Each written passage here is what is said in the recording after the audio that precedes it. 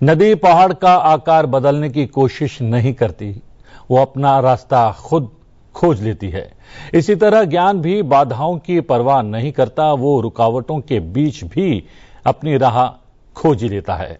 सुप्रभात, मैं हूं प्रतिबिंब शर्मा आपके साथ। सबसे पहले नजर मुख्य गतिविधियों पर।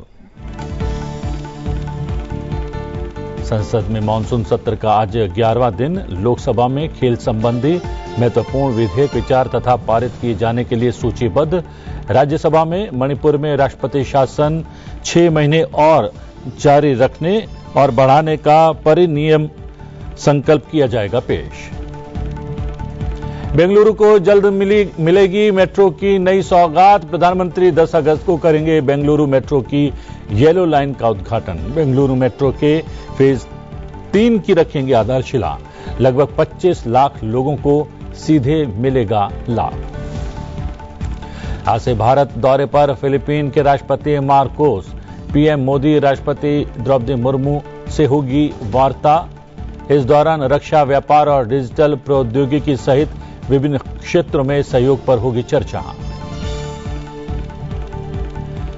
सेमीकंडक्टर क्षेत्र में क्रांति की और भारतीय सेमीकंडक्टर बाजार 2024-25 तक होगा लगभग 25 से 50 अरब डॉलर का। वैश्विक सेमीकंडक्टर बाजार 2030 तक 1 लाख करोड़ तक पहुंचने की उम्मीद। एक ही क्षेत्र पर अत्यधिक निर्भरता को कम करने के लिए राष्ट्रीय रणनीतियां शुरू।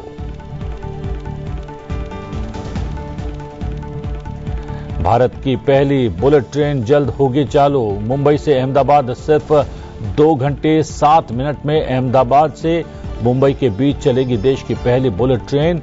508 किलोमीटर की दूरी तय करेगी ट्रेन।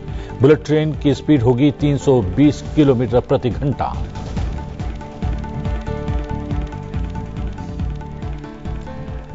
आज संसद के मानसून सत्र के तीसरे सप्ताह का पहला दिन है। आइए जानते हैं दोनों सदनों में सूचीबद्ध कार्यों के बारे में।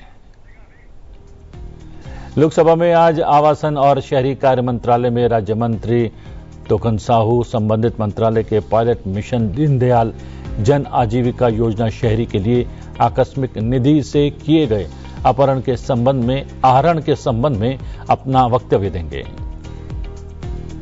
केंद्रीय वित्त मंत्री निर्मला सीतारमण सीमा शुल्क टैरिफ अधिनियम 1975 की दूसरी अनुसूची में संशोधन के संबंध में सांविधिक संकल्प पेश करेंगी।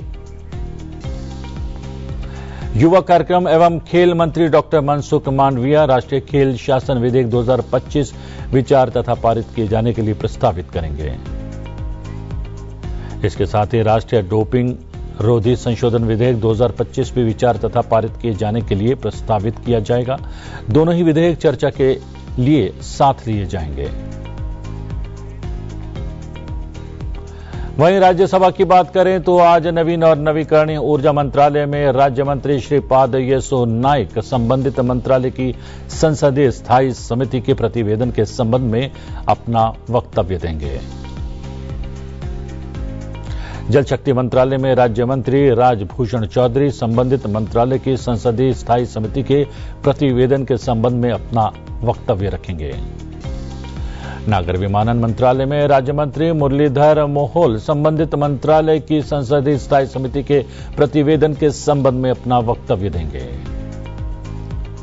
गृह मंत्री अमित शाह मणिपुर में राष्ट्रपति शासन अगले 6 महीने तक जारी रखे जाने के संबंध में परिनियत संकल्प पेश करेंगे।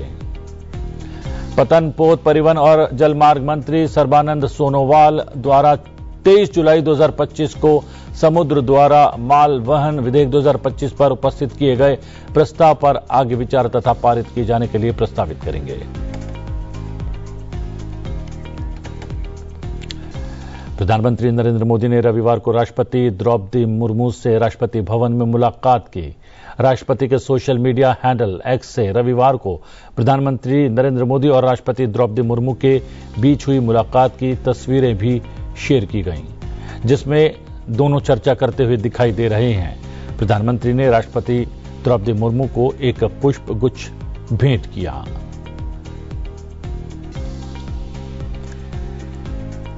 केंद्रीय गृह मंत्री अमित शाह ने राष्ट्रपति भवन में राष्ट्रपति द्रौपदी मुर्मू से मुलाकात की। प्रधानमंत्री नरेंद्र मोदी की राष्ट्रपति द्रौपदी मुर्मू से मुलाकात के कुछ ही घंटों बाद केंद्रीय गृह मंत्री अमित शाह ने राष्ट्रपति से औपचारिक मुलाकात की। राष्ट्रपति के सोशल मीडिया हैंडल एक्स से रविवार को गृह मंत्री अमित शाह और राष्ट्रपति द्रौपदी मुर्मू के बीच हुई मुलाकात की तस्वीरें भी शेयर की।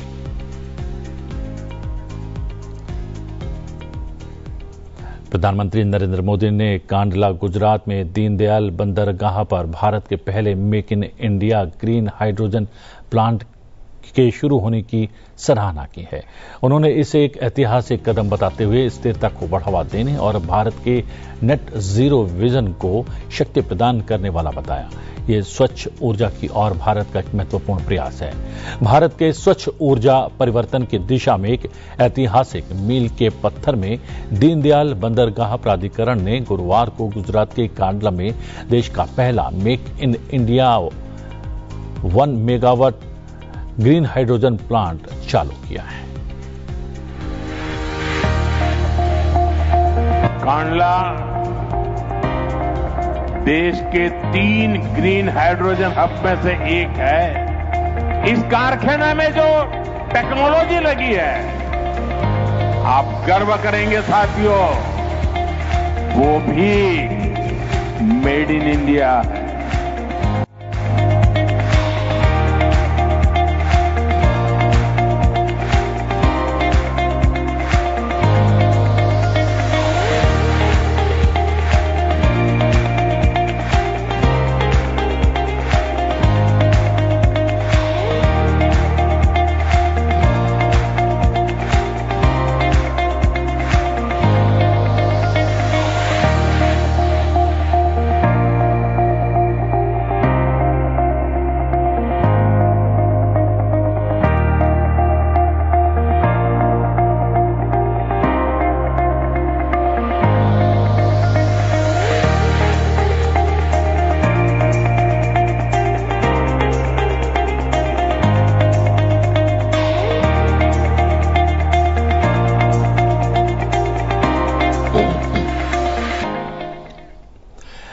बेंगलुरु के लोगों को जल्द ही एक नई मेट्रो की बड़ी सौगात मिलने जा रही है। प्रधानमंत्री नरेंद्र मोदी 10 अगस्त को बेंगलुरु मेट्रो की बहुप्रतीक्षित येलो लाइन का उद्घाटन करेंगे।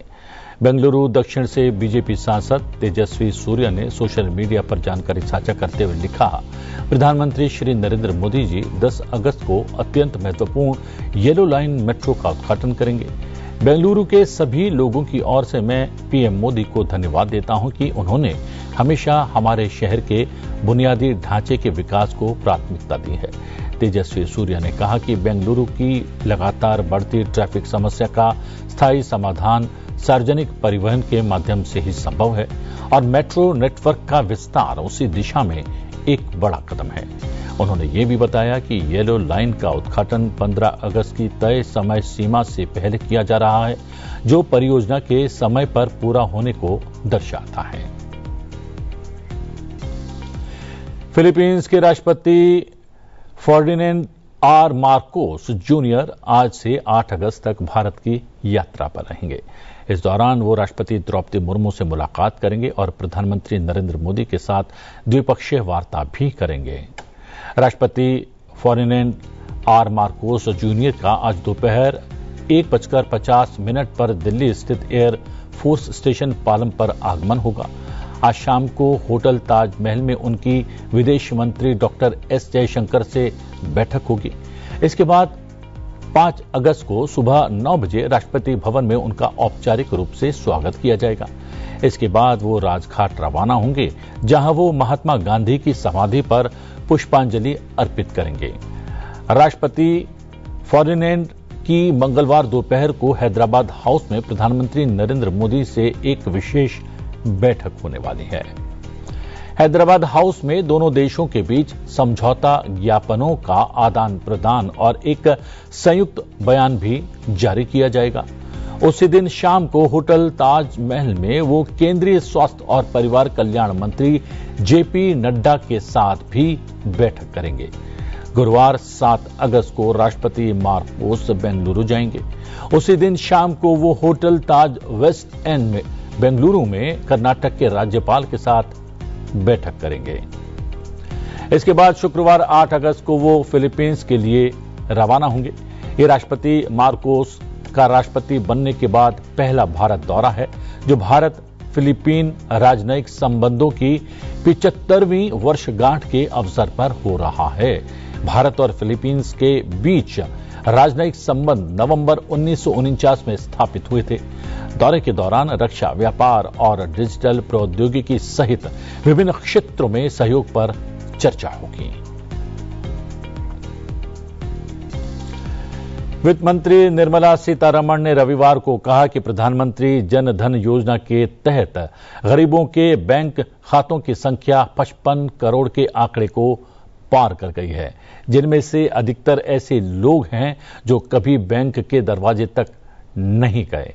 सोशल मीडिया प्लेटफॉर्म एक्स पर एक पोस्ट में वित्त मंत्री ने कहा कि इस योजना के 10 साल पूरे होने और इन खातों के लिए केवाईसी अनिवार्य होने के साथ मैंने बैंकों से आग्रह किया है कि वे सक्रिय रूप से लोगों तक पहुंच बढ़ाएं और इस प्रक्रिया को सरल बनाएं। इस संबंध में 1 जुलाई 2025 से शुरू होकर बैंकों ने यह अभियान शुरू किया है, जिसके तहत अब तक लगभग 1 लाख ग्राम पंचायतों को कवर किया जा चुका है।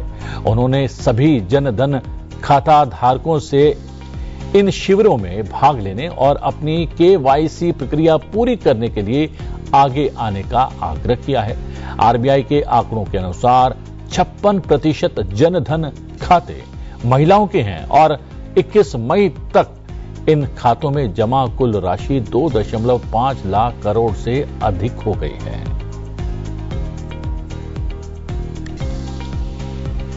जनधन योजना के तहत देश में 55 करोड़ गरीबों के बैंक खाते खोले गए। जिनको कभी बैंक का दरवाजा देखने का सौभाग्य नहीं मिला था, ऐसे 55 करोड़ लोगों के खाते, ये मोदी को जब से आपने काम करने का अवसर दिया ना, मैं ये काम कर रहा था। 55 करोड़। अब इस योजना को हाल ही में 10 साल पूरे हुए हैं। अब बैंकिंग क्षेत्र का कुछ नियम है। वो नियम ये कहते हैं कि 10 साल बाद बैंक खातों का दोबारा से केवाईसी करना जरूरी होता है। एक प्रक्रिया पूरी करनी होती है। अब आप बैंक में जाएं, करें या न करें, पहले सब आपको करना होता था।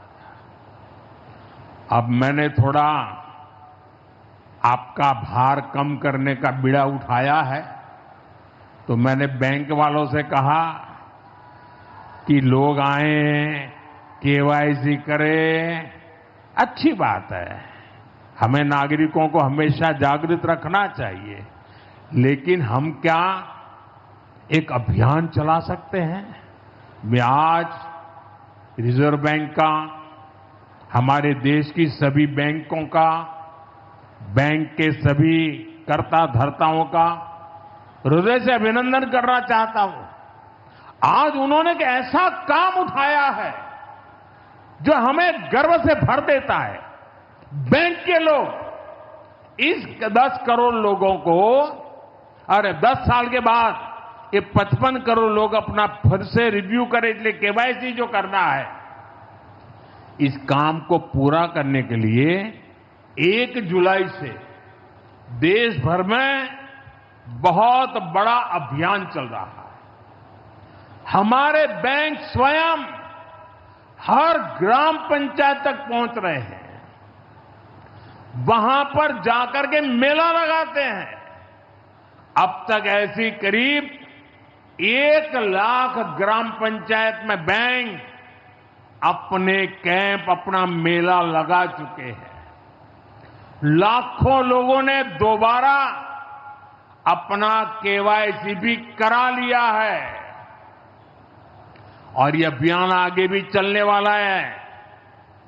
मैं ऐसे हर साथी जिसका जनधन खाता है उससे आग्रह करूंगा कि वो फिर से अपना केवाईसी जरूर करा लें। साथियों, ग्राम पंचायतों में बैंक जो स्पेशल कैंप लगा रहे हैं, अभी भी लाखों पंचायतों का काम जारी है। मैं समझता हूं कि इन कैंप का फायदा उठाना चाहिए। वैश्विक बाजार में भारत के लिए एक अच्छा समाचार। उद्योग जगत ने अनुमान जताया है कि भारत का सेमीकंडक्टर बाजार वर्ष 2030 तक दोगुने से भी अधिक होकर 100 से 110 अरब डॉलर के दायरे में पहुंच जाएगा।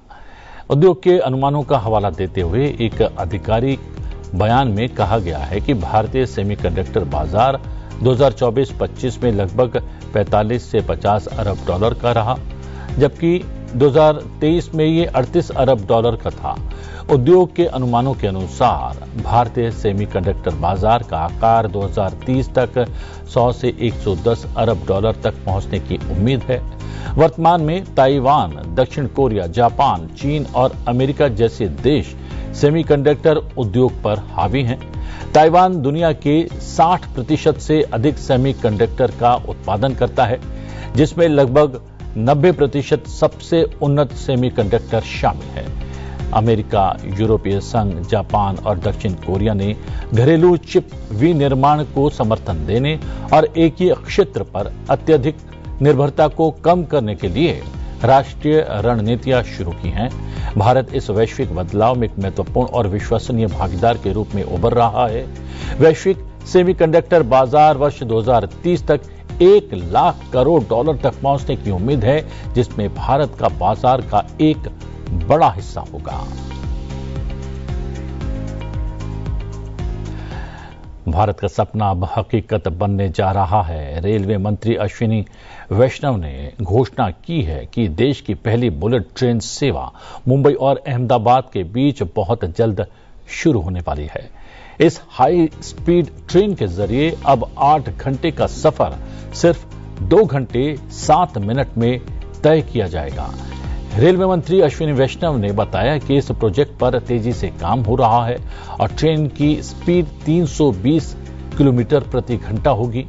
508 किलोमीटर लंबे इस रूट की शुरुआत मुंबई के बांद्रा कुर्ला कॉम्प्लेक्स से होगी, जो गुजरात के वलसाड, सूरत, वडोदरा, आणंद और अहमदाबाद से होते हुए गुजरेगी। भावनगर टर्मिनल से एक कार्यक्रम को संबोधित करते हुए उन्होंने कहा कि मोदी सरकार के 11 साल में 34,000 किलोमीटर नई रेलवे लाइन बिछाई गई हैं और अब हर दिन औसतन 12 किलोमीटर ट्रैक बन रहे हैं। 1,300 से अधिक रेलवे स्टेशन का कायाकल्प हो रहा है। उन्होंने गुजरात में कई नए प्रोजेक्ट्स की भी जानकारी दी, जिनमें पोरबंदर राजकोट नई ट्रेन, रणवाव स्टेशन पर 135 करोड़ रुपए कोच मेंटेनेंस फैसिलिटी, पोरबंदर में रेलवे फ्लाईओवर और गति शक्ति टर्मिनल्स शामिल हैं।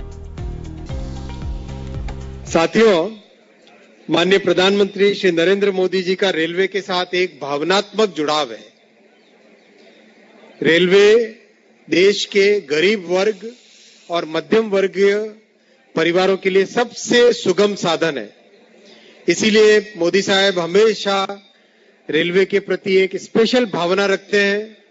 हमेशा रेलवे को कैसे विकसित करें, कैसे नए टेक्नोलॉजी लेके आएं, कैसे इसका विस्तार करें, उस पे मोदी जी का हमेशा ध्यान रहता है। इन 11 वर्षों में मोदी जी ने किस तरह से रेलवे में एक काया पलट किया है।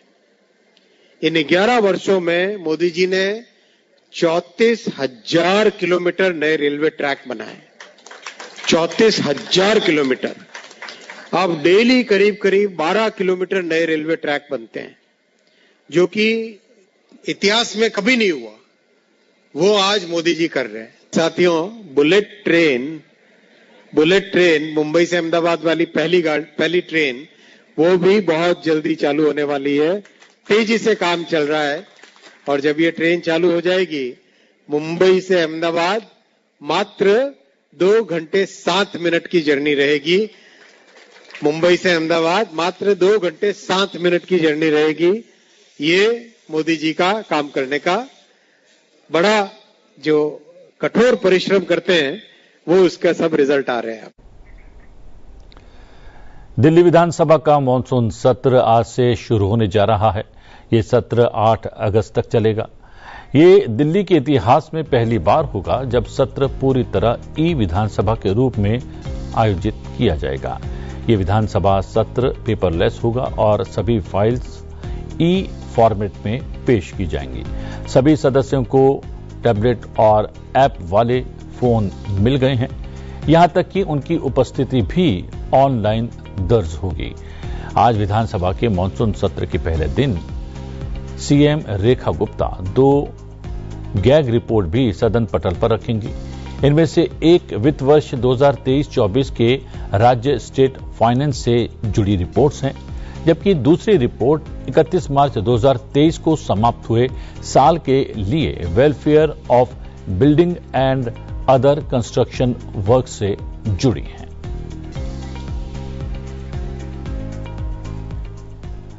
सावन के पवित्र माह का आज अंतिम सोमवार है। सावन महीने में सोमवार के दिन भगवान शिव के जलाभिषेक करने और व्रत रखने का विशेष महत्व है। शिव के त्रिशूल पर बसी प्राचीन और आध्यात्मिक नगरी काशी के विश्वनाथ मंदिर में सुबह से ही भक्तों की भीड़ लगी है। इसके साथ ही देश भर में स्थित महादेव के मंदिरों में श्रद्धालुओं द्वारा भगवान का जलाभिषेक किया जा रहा है। देखते हैं इससे जुड़ा एक विशेष वीडियो।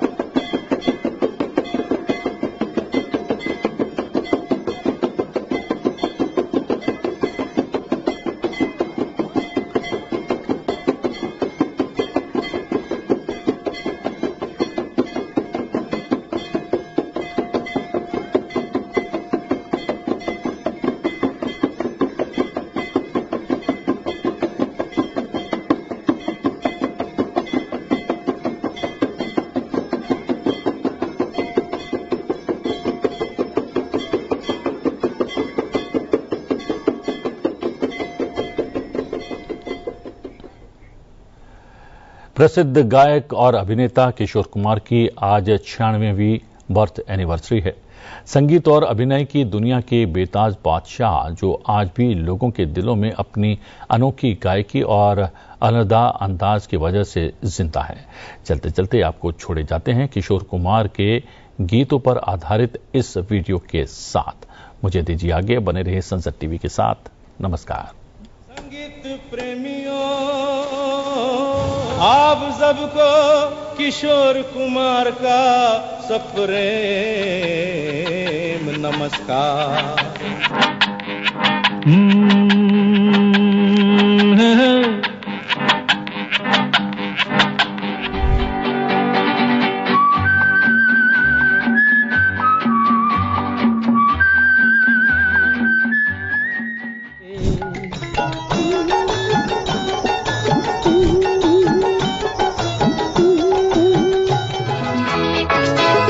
चला जाता हूँ किसी की धुन में